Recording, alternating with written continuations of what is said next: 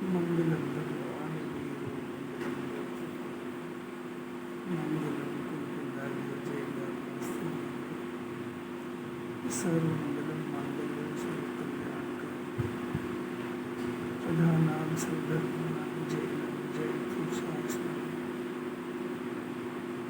नमः साई साराय सावधूताय चित्तस्थिताय चित्स्वभावाय भावाय सर्वभावाय।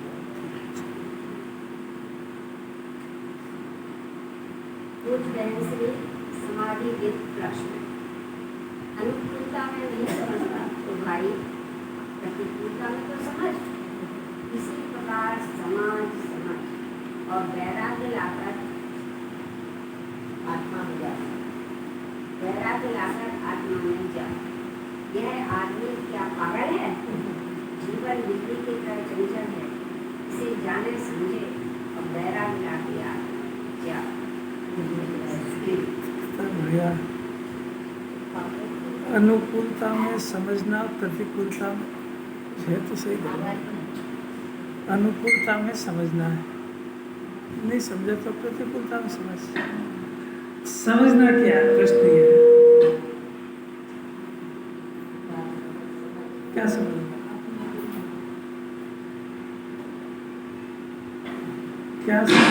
क्या समझना है ये पूछ रहे हैं।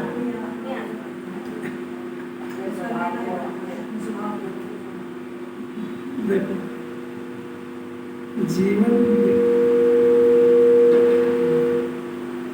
जीवन बिजली की तरह है, चंचल है, इसको जाने। जीवन बिजली की तरह है, क्षणिक है, नाशवान है। तो आत्मा आत्मा भूलना सीख गया, अपना स्वभाव ज्ञाता है ये समझे। क्षणिक है, संयोग क्षणिक है, नाशवान है ये समझे। वो समझ करके वैराग्य लाए। नहीं आ रही कोई समझ नहीं। आत्मा समझना क्या होता है? आत्मा समझना रट लिया एक बार।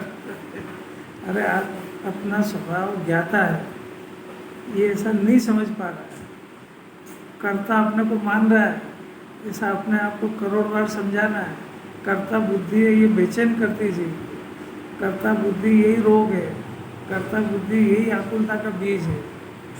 इसका दूसरा नाम मिथ्या दर्शन है। इसको समझना ये मेरा स्वभाव नहीं है, ज्ञाता इसको समझ जाओ।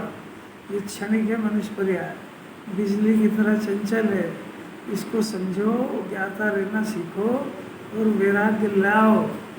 वैराग्य मैंने जब परम कुछ कर सकता नहीं है तो स्वभाव जानने का है, तो ज्ञाता रह के शांति क्यों नहीं रखता है? नहीं आ रही समझो? वो कैसे समझा है? कितना सरल है। भाई अनुकूलता में नहीं समझ आई तेरे को, अनुकूलता में फंस गया तो कोई बात नहीं। अब प्रतिकूलता में तो समझ में आ रही है कि पर में नहीं चल रही है।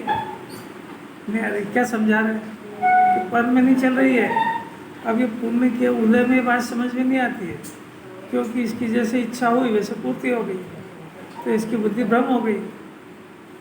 अभी इतना पुण्य का उदय है कि 11 बजे भोजन करने का भाव हुआ, 11:30 बजे थाली लग जाती है, तो समझ में नहीं आती। अब जब पाप का उदय हो और ठिकाने नहीं हो 3 बजे तक, तब समझ में आती कि मेरी नहीं चलती। तब तो समझाओ। समझाना क्या है कि जीव ज्ञाता है, इसमें पर में चलती नहीं है। 2 बातें सिर्फ मोक्ष दिला देगी इसको। एक तो जगत में कोई पदार्थ इसका है नहीं, अनादि अनंत ज्ञान स्वभावी आत्मा, ज्ञाता दृष्टा, ज्ञान और आनंद की पाठ, अमूर्तिक चेतन, ये मैं हूँ। जगत के सारे पदार्थ होंगे वो जगत के पदार्थ में क्या वास्तव है। एक तो ये बात, और दूसरी बात ये तो मैं हूँ की बात है। वो करता क्या है? ज्ञाता रहता है। जो अपने से भिन्न पदार्थ है वो ज्ञान में जानने में आते रहते हैं, कोई संबंध नहीं है उनका। जान के छोड़ दे तो उसमें जानने ही क्या है? अपने को जो ज्ञान मिला है वो तो अपने स्वभाव को जानने के लिए मिला है। तो स्वभाव को जाने तब ज्ञाता नाम पाता है। स्वभाव को करता जाने तो ज्ञाता हुआ कि नहीं? नहीं हुआ। ऐसा समझ क्षणभंगुर पर्याय बिजली की तरह। बिजली चमकती है कि नहीं, कितनी देर के लिए चमकती है। ऐसा अनादि अनंत के सफर में एक बिजली चमकी इतनी देर की, मनुष्य पर्याय समय सार का मिलना, ये समय सार का मिलना, इसको समझने योग्य बुद्धि होना, ये ज़्यादा देर टिकेगी नहीं, बिजली की तरह है। इसमें अगर सुई पिरोली और अपने आप को ज्ञाता समझ गया और अनादि अनंत एक रूप समझ गया तो परमात्मा बनने की गारंटी है। और अगर ये नहीं समझ पाया तो 84 लाख की भी खुली है।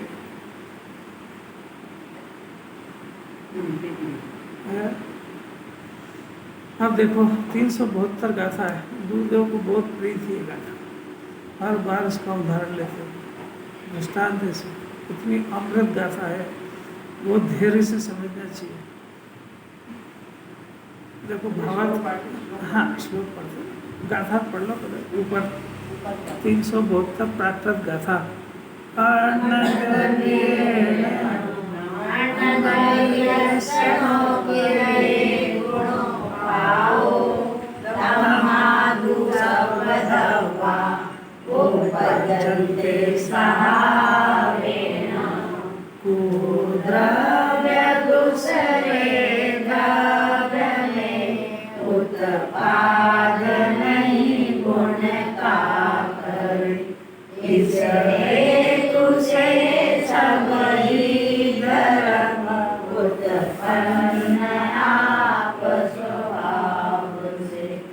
कुंद कुंदाचार वस्तु का नियम लिखा है इस गाथा के अंदर। मैंने ये सर्वज्ञ देव के द्वारा आई हुई ध्वनि है।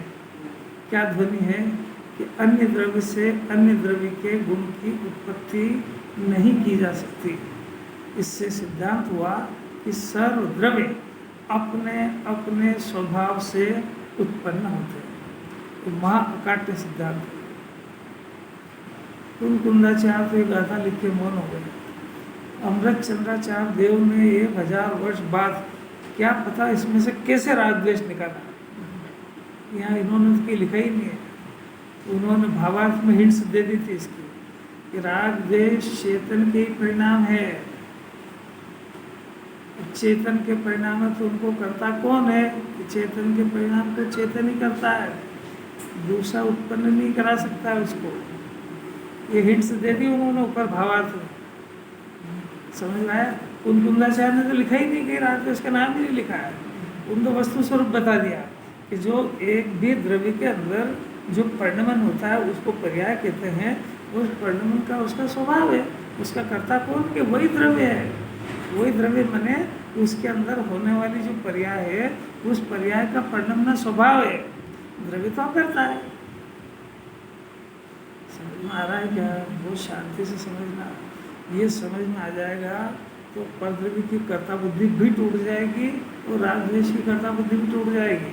और राग द्वेष का कर्ता अज्ञान दशा जब तक नहीं हो तब तक अपने अस्तित्व में ऐसा समझ के जब सत्ता इसके हाथ में आएगी कि इस परिणाम का मैं करता हूँ तो इस परिणाम को दूर भी मैं कर सकता हूँ, ये सब समझ जाएगा जी। समझ में आ रही क्या? भावार्थ में अमृत चंद्राचार्य देव ने हिंट्स दे दी, कुंद कुंदाचार्य ने तो बहुत शॉर्ट में कह दिया। और ये बात तो शुरू से कहते ही आ रहे हैं, पर इस बात की आवश्यकता कितनी घुटाई कर रहे हैं आचार्य, कि कितनी जरूरत है इस बात की कि हर द्रव्य अपने अपने पर्याय का बदलने वाला वो पर्याय का स्वभाव है। ऊपर देखो लिखा, राग द्वेष चेतन के ही परिणाम है। भावार्थ कैसे जयचंद्र साहब छावड़ा ने अर्थ निकाला है। कुंद कुंदाचार्य नियम सार में कहते हैं केवल ज्ञान की पर्याय पर शाइक सम्यक दर्शन पर है, वो आत्मा से भिन्न है। वो जीव केवल ज्ञान का कर्ता नहीं है। और यहाँ कुंद कुंदाचार्य समय सार में कह रहे राग द्वेष का कर्ता जीव है कोई ताकत कैसी समझने की बात। अब ये खाली पढ़ेगा तो क्या समझ में आएगा? इसको पढ़ लेगा तो उसका अर्थ क्या निकाले कि कुंद कुंदाचार्य किस जगह पर क्या सिद्ध कर रहे हैं। कितनी गंभीर बात है।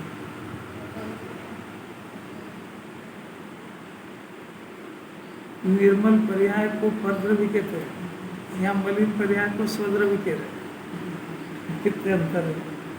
कभी जिनवाणी, अभी बात तो शुरू से ही कहते हैं, एक द्रव्य दूसरे द्रव्य का करता नहीं, और वो सिद्धांत की बात हमको सुनने के आदी हो गए, तो सुन करके तृप्त हो जाते हैं और 24 घंटे ही करता देखते हैं, अपने को भी करता देखते हैं और दूसरे को भी करता देखते हैं। ये मंदिर वगैरह सब किसने बनाया? ये सभी फलाने ने बनाया। फलाने ने बनाया तो एक द्रव्य दूसरे द्रव्य का करता नहीं, हम भी सीख के आए थे ना। तो हम तो व्यवहार से बोल रहे हैं। अरे तो व्यवहार किसको कहते हैं? जैसा जो निमित्त को अकर्ता मानता उसको निमित्त कहते हैं। तो जो व्यवहार से वो नहीं बनाया उसको व्यवहार कहते हैं। तो तेरे लिए वो व्यवहार नहीं, तेरे लिए तो निश्चय है। आपको कोई बात समझ में आई क्या? नहीं आई? फिर से देखो, घबरा मत। जब तक यह अंदर में सत्य स्वीकार नहीं होगा, इसको पकड़ के रखना है। जिन्हें भगवान की दर्शन पूजन ये सब व्यवहार है, ऐसा कहा।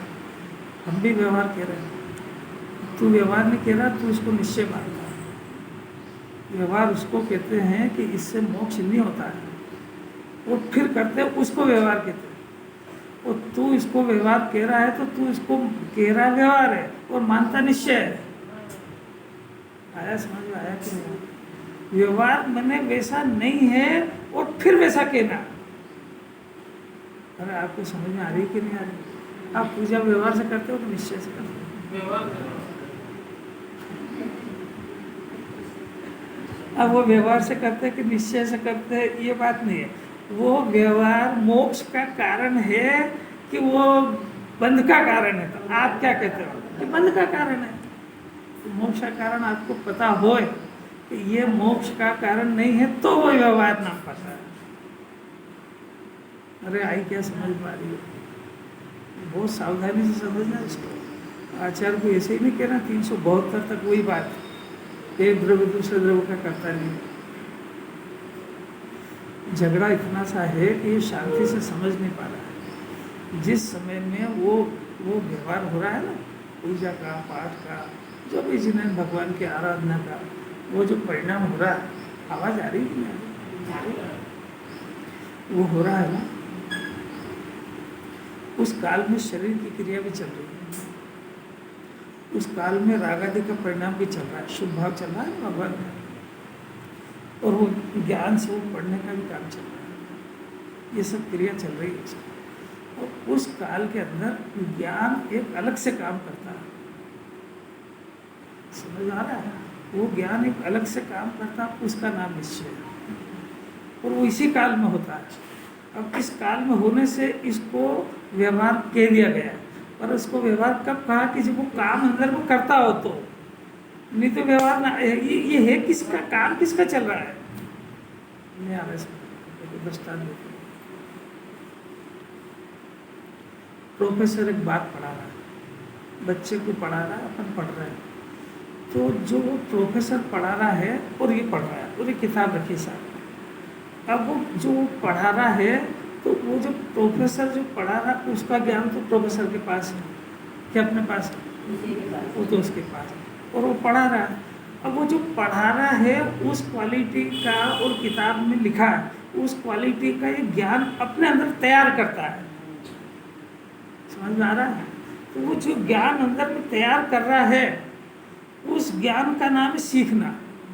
अब वो जो सीखा है, अब जब परीक्षा का काल आएगा तो प्रोफेसर भी हट जाएगा और किताब भी हट जाएगी, और इसने जो सीखा है वो लिखेगा। और जो इसने सीखा है वो जैसा किताब में लिखा वैसा का वैसा बिना किताब के लिख के आएगा तो पास हो जाएगा,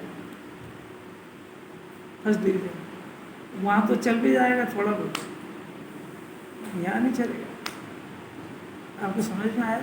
निश्चय किसको कहते हैं? तो निश्चय यह है, इसके ज्ञान अंदर में तैयार होना, बिना किसी मदद के सेल्फ डिसीजन लेना सीखना। अब वो काम जो करता है वो ज्ञानी बनता है।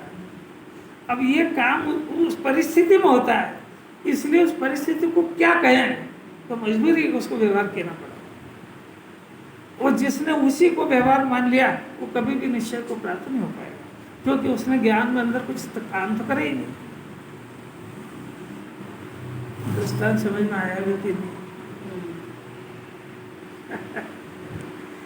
ज्ञान उस क्वालिटी का अंदर तैयार होता है। ये कुंदाचार्य के वचन, ये अमृत चंद्राचार्य के वचन, ये इनके वचन तो इनके पास रहे, इनके अनुसार अपना ज्ञान तैयार होना और वो परिस्थितियों के अनुसार उसको फैसला लेना है ना, ये क्वालिटी अंदर में तैयार होती है। अब ये जो जीव करता है उसके तैयार होती है, जो खाली सुनता सुन के चला जाता उसको ज्ञान के अंदर तो कुछ करा ही नहीं उसने, ऐसी जिंदगी चली गई अपनी देखा देखी। ऐसी बातें हैं। अब कितने एंगल से राग द्वेष, कभी चेतन का परिणाम, कभी पुद्गल है, कभी कर्म का उदय करा था, कभी पर करा था तो पर के खाते में डालते, कभी कहते हैं कि आत्मा करता है, और कितने सारे ये है। इन सबके अंदर राग से वेद ज्ञान कराना है, तो खास काम तो ये है, वो किसी भी एंगल से समझो। अभी तो मैंने शुरू ही नहीं करा, अभी कहाँ से प्रश्न हो गया, शुरू कब करूँगा। अभी तो इसकी भूमिका बना रहे हैं, भावार्थ से इसको कनेक्ट कर रहे हैं। कुंदाचार्य ने वो द्रव्य लिखा, मैंने सिद्धांत लिखा, राग द्वेष तो वो लाए ही नहीं बीच में, तो अमृत चंद्राचार्य की टेक्निक है को कैसे लेके आए वो अभी बताते थे। पहले ऊपर से लिंक कर रहे हैं, राग द्वेष चेतन के ही परिणाम है। अभी तक जितना पढ़ा उसको एक कोने में रख दो, डिपॉजिट रख दो, उसको बाद में यूज करेंगे। अभी समझो कि राग द्वेष चेतन का ही परिणाम है। अब चेतन के अंदर होने वाले परिणाम का कर्ता चेतन ही है। आया समझ में?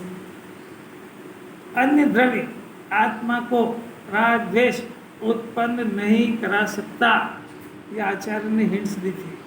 अभी अपने को दो बीमारी चल रही है, नंबर 1 मिथ्यात्व, नंबर 2 राग द्वेष। अभी इसको पहचानना कितना मुश्किल है।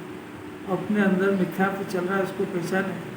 अभी इसको कोई मिथ्या दृष्टि कह दे तो कितना बुरा लगेगा। अभी इसको कोई रागी द्वेषी कह दे तो जनजना जाएगा, तुम कैसे रागी द्वेषी जीव है, कितना बुरा लगे।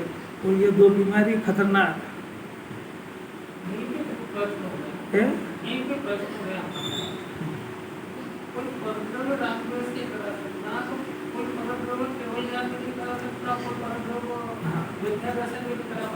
कोई भी इसके अंदर होने वाला पर्याय यानी परिणमन,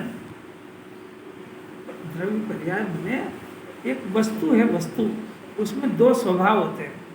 एक उसकी बदलने रूप स्वभाव, ये उसी वस्तु का ही है, उसको पर्याय कहते हैं। और उसी वस्तु में टिकने रूप एक हिस्सा है, उसको द्रव्य कहते हैं। वो दोनों मिलकर के वस्तु है, तो वो द्रव्य ही परिणमता पूरा। समझ आया? वो पर्याय परिणमती है, वो तो द्रव्य पर्याय का भेद ज्ञान कराएंगे जब कहेंगे। अभी पूरी वस्तु परिणमती है, उस वस्तु का परिणमन होना स्वभाव है, क्योंकि उसमें जो परिणमन हो रहा है वो परिणमन कोई दूसरा नहीं करा रहा है, वो खुद ही कर रहा है। अब उसमें भेद ज्ञान करने के लिए कहेंगे कि वो जो द्रव्य स्वभाव है वो कूटस्थ और अपरिणामी है, और जो बदलती दशा है ये उसकी पर्याय है, और ये पर्याय का बदलना स्वभाव है। तो वो जो स्वभाव होता है वो अहेतुक होता है। जैसा द्रव्य है, द्रव्य उसको कहते हैं कि जिसको टिकने के लिए किसी अन्य पदार्थ की सहायता या आवश्यकता की जरूरत नहीं होती है। उसी तरीके से उसकी पर्याय में जो बदलना हुआ, परिणमन हुआ, तो उसकी पर्याय को भी परिणमने के लिए किसी अन्य द्रव्य की कोई अपेक्षा नहीं होती है। वो अपनी स्वतंत्रता से परिणमन कर रही है। वो चाहे मलिन परिणमन करे, चाहे सम्यक्त करे, सम्यक निर्मल परिणमन करे, यानी वो चाहे मिथ्या दर्शन ज्ञान चारित रूप परिणम है, वो चाहे सम्यक दर्शन ज्ञान चारित रूप परिणम है, वो चाहे केवल ज्ञान रूप परिणम है। और ये परिणमना उसका स्वभाव है, ये निरपेक्ष होता है और बिना किसी अन्य की मदद के होता है। यानी कर्म का उदय, कर्म का उपशम क्षय या कोई अन्य द्रव्य, इसका उसके अंदर कोई भी इंटरफेरेंस नहीं है, तभी तो उसकी स्वतंत्रता होगी। कितना स्वाधीन कर रहे हैं इसमें। अभी अपन यहाँ सब बैठे, काय के लिए बैठे कि सम्यक दर्शन ज्ञान चालित करने के लिए, सम्यक दर्शन करने के लिए। अब सम्यक दर्शन की पर्याय कौन कराएगा?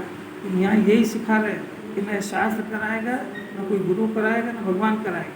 ये सम्यक दर्शन की पर्याय इसी द्रव्य की पर्याय है, और इसकी पर्याय निरपेक्ष रूप से परिणमन करेगी। क्यों? क्योंकि अमृत कुंदाचार्य के शिष्य उमा स्वामी आचार्य, उन्होंने परिभाषा दी है, उत्पाद व्यय ध्रुव युक्तम सत, वो तीनों ही सत है। अगर वो एक पर्याय को सुनना जरा ध्यान से, उत्पाद व्यय ध्रुव युक्तम सत माने तीनों मिलके एक वस्तु है। अब उसका उत्पाद ध्रुव को तो सत आप मान नहीं लेते हो, पर ये उत्पाद और व्यय यदि ये कोई दूसरा कराए तो ये असत हो जाएगा। नहीं आया समझ? अरे कुछ टेक्निकल भी समझना पड़ेगा। अभी बताते, पहले वस्तु स्वरूप समझो, पहले वस्तु स्वरूप तो समझो। आपके हाथ में जो रहा वही तो कर रहे हो आप। आपके हाथ में मिथ्या दर्शन ज्ञान चल रहा है, वो कर रहे हो आप।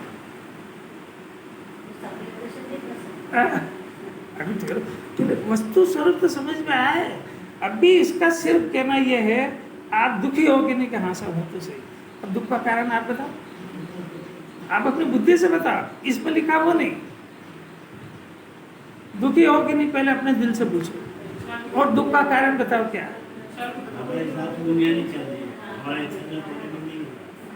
है ना।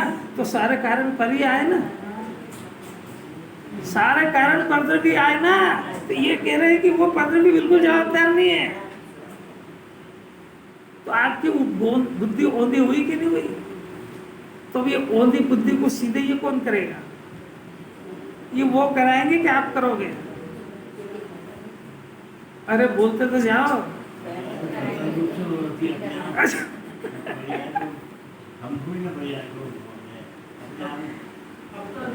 अच्छा, अभी हाल तो आप कह रहे थे वो करा रहे हैं, और अब कह रहे हो कि पर्याय स्वतंत्र होती है। दोनों में से क्या सत्य है?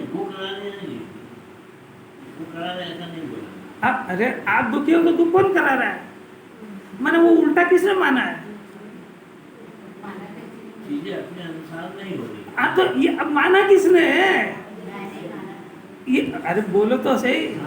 आपने माना, तो ये मानना वस्तु स्वरूप के अनुसार है कि आपके अनुसार है?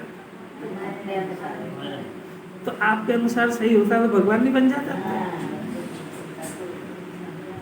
ये मानना जो है आपका वस्तु स्वरूप के अनुसार होना चाहिए, ये जिनवाणी सिखा रही है। तो आप वस्तु स्वरूप से उल्टा मान रहे हो, इसी की तो सजा पा रहे हो। अरे कोई समझ में आ भी रहा है कि नहीं? बहुत धीरे से समझना है। इस जगत के अंदर अपराध तो कोई कर ही नहीं सकता है। माने एक जीव दूसरे जीव को मारे, एक जीव दूसरे जीव को बचाए, ये इस विश्व में ये घटना घट ही नहीं सकती है। एक जीव दूसरे को सुखी करे, एक दूसरे वो इसको दुखी करे, ये उसको सुखी करे, वो इसको, ये संभव ही नहीं है। बात समझ में आई? इतना पोर्शन इसके बाद कि हमारा प्रश्न ये हुआ कि जीव को सजा किस बात की मिल रही है? आ रहा है समझ में? तो इस जीव को सजा दो बात की मिल रही है। नंबर एक, उसका नाम है अभिप्राय, और नंबर दो, उसका नाम है विकल्प। दो बीमारी के नाम समझ में आया? शास्त्रीय शब्द में उसको मिथ्या दर्शन कहते हैं। अब मैं उसका अर्थ, शाब्दिक अर्थ उसका रख दो। उसको अभिप्राय तो समझते हैं, अंदर अभिप्राय, हाँ अभिप्राय होता है ना उसका, किसी अभिप्राय नहीं समझते क्या? हाँ, अंदर इंटेंशन जो होता है उसको अभिप्राय कहते हैं। तो मैं किसी द्रव्य को मार सकता हूँ, इस अभिप्राय की सजा पा रहा है। मार सकता हो तो वस्तु स्वरूप फेल हो जाए। मार नहीं सकता है, पर अभिप्राय में पड़ा कि मार सकता हूँ, उस अभिप्राय की सजा नहीं वो दे। मार सकता नहीं है। समझ में आ रही कोई बात? अरे आ रहा है कि नहीं? अब दूसरा, मेरे विकल्पों से वो बच जाएगा या मेरे विकल्प से मर जाएगा, समझ में आया? तो इसके विकल्प से ना वो मरेगा ना बचेगा, इस विकल्प की सजा पा रहा है वो। अरे जरा धीरे से समझो, वो विकल्प उसके अंदर हुआ है, माने अपराध इसके अंदर हुआ है, और ये वस्तु स्वरूप को बदल थोड़े पाया वैसा। तो जो जहाँ अपराध हुआ उसकी सजा वहां मिलती है। जगत में तो फेल हो जाए नियम, नहीं आ रही समझ में? अभी देखो विकल्प और अभिप्राय क्या होता है। ये जो है ना, जैसे अभी युद्ध हुआ, तो युद्ध कोई ऐसे ही नहीं कर देते आँख नीच के, पहले सैटेलाइट से उसके सारे ठिकाने ढूंढते, पता तो हो कि आपको कहाँ पे किस जगह पे किस तरीके से लड़ना है। तो पहले सैटेलाइट से सारा देखते हैं, जो भी मस्टरी से, और कहाँ कहाँ उस सारी योजना बना करके और फिर बमबार्डिंग करते हैं। ऐसे ये आतंकवाद चल रहा है, इसके अंदर मिथ्या दर्शन, ये सम्यक ज्ञान के सैटेलाइट से दिखेगा इसको। सम्यक ज्ञान और सम्यक दर्शन के साथ वाला नहीं, अभी जिनवाणी के साथ में विकल्पात्मक ज्ञान जो इसे तैयारी करेगा, क्योंकि इसको मिथ्या दर्शन रूपी आतंकियों के ठिकाने तोड़ना है ना, तो पहले जिनवाणी के सहारे से सैटेलाइट से उसके आतंकियों के ठिकाने ढूंढना पड़ेंगे उसको। तो ये आतंकियों का ठिकाना नंबर 1 अभिप्राय और नंबर 2 विकल्प, ये दोनों आतंकी है, और इनके ठिकाने यहाँ है अंदर। तो वो कैसे है देखो, मैं किसी जीव को मार सकता हूँ, तो ये जो मारने का परिणाम अशुभ है, विकल्प हो ना, मार, मेरे को इसको मारना है, तो ये विकल्प खड़ा हुआ, तो ये अशुभ परिणाम हुआ, अशुभ विकल्प हुआ। मैं इस जीव को, मेरे को बचाना है, ये शुभ विकल्प हुआ। ये दोनों के दोनों ही परिणाम ये उस पदार्थ को तो छूते नहीं है, उस पदार्थों को इनके विकल्पों की जरूरत नहीं है, फिर भी ये इसके अंदर ये परिणाम पैदा करता है। तो एक में शुभ बंधन होता है, एक में अशुभ बंध होता है, ये आतंकियों का ठिकाना है। समझ में आया? ये उसको दुखी कर दे और सुखी कर दे, ये तो वस्तु स्वरूप में है ही नहीं, ये तो इस विश्व का नियम है। अगर कर दे तो सारी जैन दर्शन की फिलॉसफी, साता असाता कर्म वगैरह सब फेल हो जाए, उस सृष्टि का कर्ता बन जाए। माने उसने जो अपराध करे उसको तो दूर करके उसको सुखी कर देगा, ऐसा विश्व में संभव नहीं। उसका आयु कर्म को नष्ट करके उसको बचा लेगा, तो संभव नहीं है बात। पहले वस्तु स्वरूप से टकराव होता है। अब इसके अंदर ये जो 2 ठिकाने हैं, शुभ और अशुभ के, इसकी सजा पा रहा है, क्योंकि ये कर नहीं पाया और करने का विकल्प किया, और ये जो कर सकता था यानी ज्ञाता रहेगा, वो नहीं किया। ये दोनों अपराध यहाँ हो रहे, दिख रहा है कि नहीं?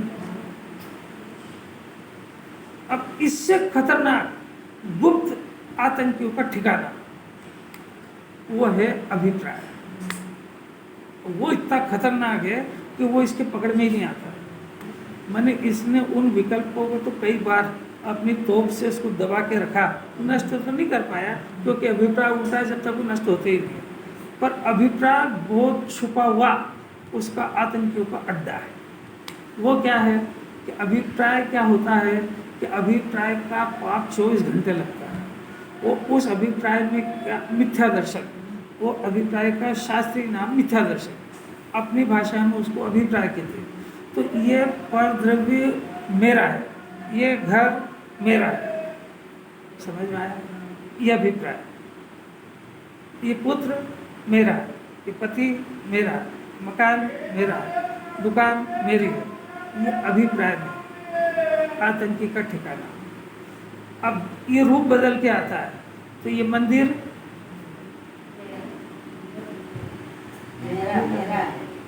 तीर्थ स्थान, महावीर भगवान,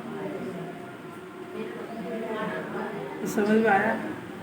तो ये मेरे है ना, तो ये मेरे हैं, तो मेरा आत्मा मेरा है, ये तो गया इसके हाथ से, और ये मेरे हैं ऐसा स्वर अलापना शुरू करा इसने। अभिप्राय में, भाषा की बात नहीं है।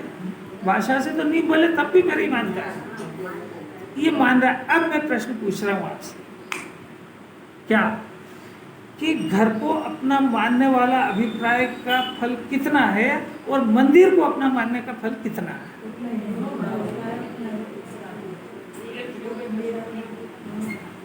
शुभ अशुभ इसमें लगता ही नहीं है, मिथ्या दर्शन सेम है। आपको समझ में नहीं आएगी बात। ये आतंकी कैसा है, कितना मीठा है। ये मंदिर हाथ नहीं लगाना है, मंदिर हमारा, ये स्वाध्यापन हमारा, इसमें हमने कंट्रीब्यूशन दिया है। अभी कैसा हमारा है, ये सेम कैटेगरी का मिथ्या दर्शन।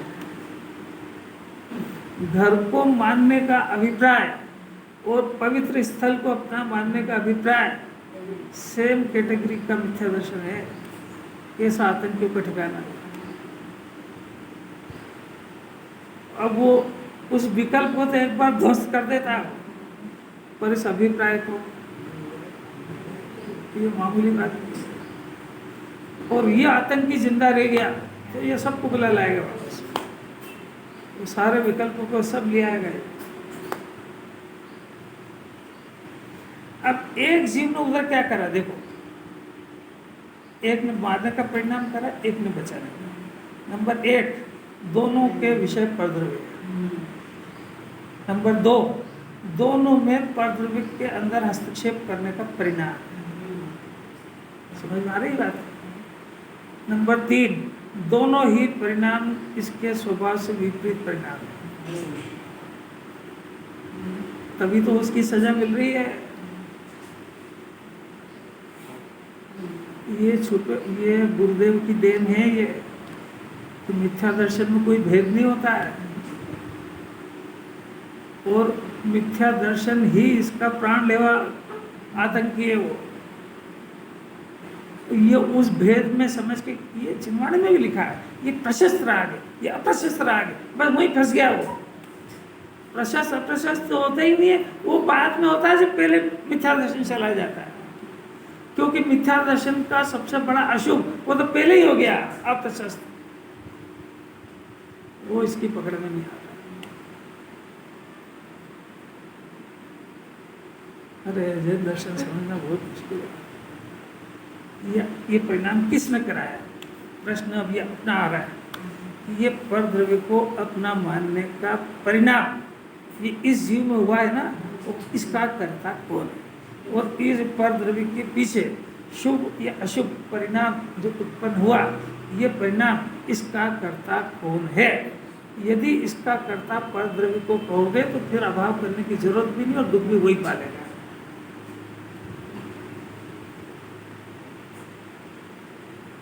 अरे कैसे? तो इसलिए उसको कैसे कारण कहेंगे? कैसे गजब की बात।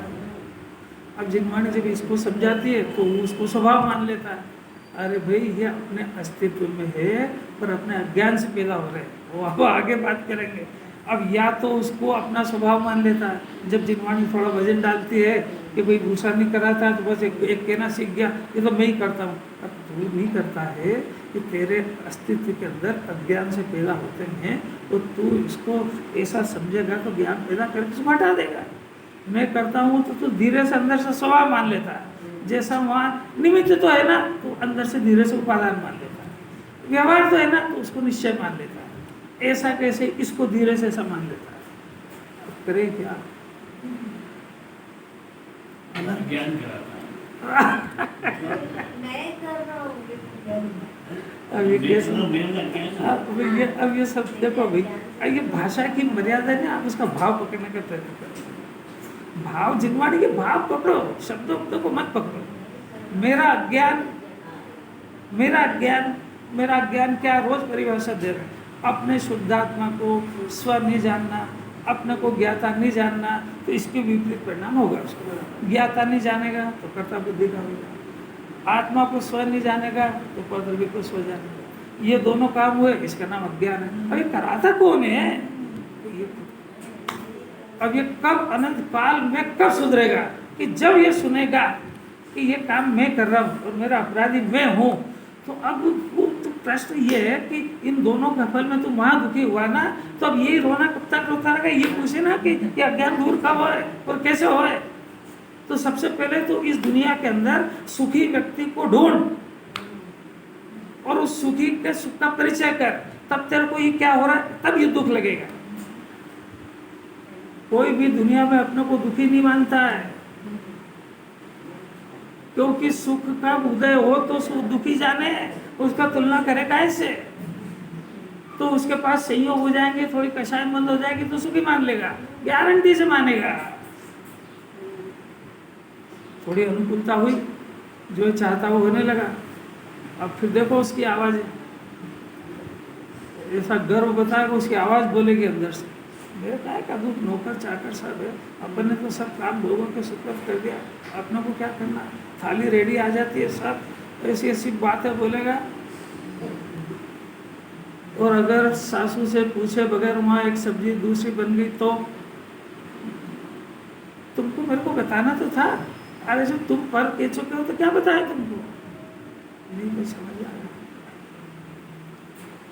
कोई मंदिर के अध्यक्ष से बगैर पूछे वहाँ कुछ काम कर ले तो फिर वो मंदिर अध्यक्ष का है कि नहीं है, तब बताएगा कि मेरा है कि नहीं। आई समझ में आई? ऐसे मिथ्या तो पलता है। मेरा नहीं है ऐसा जिनवाड़ी से कहना सीखता है, उस मिथ्यात्व को पोषने के लिए, उस आतंकी को दूध पिलाने के लिए मेरा नहीं है, और वहां पे कील तो मेरी परमिशन के बगैर नहीं ठोक सकती। आतंकी का हमला समझ में आया कुछ? अभी भी नहीं आ रहा।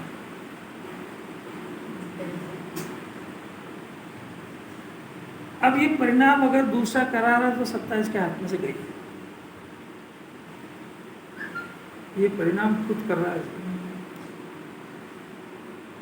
षटकाय जीव न हनन्ते सब विधि गर्भ हिंसा डरी, कहाँ लिखी नहीं? दिगंबर मुनिराज का स्वरूप उन्होंने लिखा है छठी डाल में। किसने लिखी है? दौलत राम जी। दौलत राम जी सम्यक दृष्टि थे, मुनिराज का स्वरूप लिख रहे हैं। 6 काय के जीव की हनन मुनिराज से नहीं हो सकता है। जिनके 3 कषाय के अभाव की शांति चल रही है, उनके निमित्त से 6 काय 5 इंद्रिय और ये इनका हिंसा नहीं हो सकती है। अब ये हिंसा नहीं हो ऐसा उनका एक परिणाम, वो पुण्य बंध का कारण आया समझ में? तो कोई जीव की नहीं होना चाहिए। अब एक ऐसा व्यक्ति जिसने मुनि दशा अंगीकार कर ली और जिसके अंदर न वस्तु स्वरूप का पता है, समझ आया? न शुद्धात्मा क्या ये पता है, न शुद्धात्मा का स्वभाव क्या ये पता है, न कषाय का स्वरूप पता है, न अनंतानुबंधी प्रत्याख्यान क्या होती ये पता है, और ये बाहर का 6 काय के जीवों की रक्षा करने का परिणाम। आपको समझ आ रही है कोई बात? ये परिणाम पुण्य बंध का तो कारण है, पर इस जीव ने जो बड़ा पाप किया वो इसको नहीं पता कि इसने एक ने पाप करने के माध्यम से उस जीव के ऊपर कब्जा करा और इसने बचाने के नाम से उस जीव के ऊपर कब्जा करा कि मैं उसको बचा सकता हूँ। ये अभिप्राय, ये आतंकी का बड़ा ठिकाना, ये उसको निगोद ले जाए।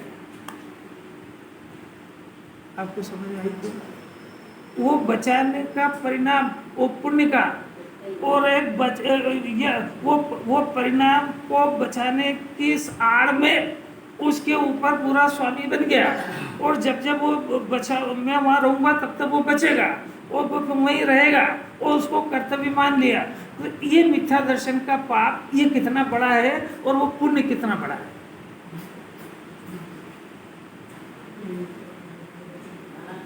तत्व अभ्यास के बगैर बात समझ में नहीं आई। इसकी नीयत तो वही खराब है। एक ने मारने के नाम पे कब्जा करा है और एक ने बचाने के नाम पे, इसलिए जैन दर्शन इन दोनों को अपराध कहता है। अरे कुछ समझ में आई कि नहीं आई? निरपराध दशा कि अपने शुद्धात्मा को अपना माने, जगत के अनंत अनंत पदार्थों से भिन्न पड़ जाए, ये एक पीली निरपराध दशा श्रद्धा है। और फिर दूसरे अन्य पदार्थ जब जगत के इसके अंदर कोई है ही नहीं, तो अपना विश्रांति स्थल भी मिल गया, और इसको दूसरे पदार्थों के पीछे विकल्प करने की आवश्यकता भी क्या रही? आवश्यकता नहीं रही, और ये विकल्प खड़े नहीं हो, ये दूसरी निरपराध दशा है। ये जिनको नहीं होती उनको परमात्मा कहते हैं। परमात्मा बनने की विधि समझ में आ रही है? नहीं आ रही? तो व्रत तब उपवास से परमात्मा नहीं बनते हैं, ये निरपराध दशा से परमात्मा बनते हैं। भगवान है ना निरपराध दशा। दो अपराध कौन से खत्म हो गए कि ना तो किसी पदार्थ, केवल ज्ञान हो गया, लोकालोक जानने में आता है, तो किसी पदार्थ को अपना नहीं मानते, वो अपने से यहाँ चाह रहे हैं। ये श्रद्धा के लेवल पर निरपराध था। वो फिर चारित्र के लेवल पे पूर्ण शुद्धोपयोग, ये अस्थि से बात है। विकल्प नहीं होना, ये नास्ति से बात है। एक न्याय की बात है। जब कोई पदार्थ आपका है नहीं, पड़ोसी के घर में आपकी चलती नहीं है, तो आप लोग क्यों सोचते हो कि आज काय की सब्जी बनी, आज तुम्हारे कौन सा मेहमान आया था, आज तुम रात भर जगह क्यों? तो पूछ के देखना उससे, पूछ लेना उसमें क्या हो गया। क्या आज तो आपने पूछा, कल से पूछने मत आना आपकी मेरे यहाँ क्या हो रहा है।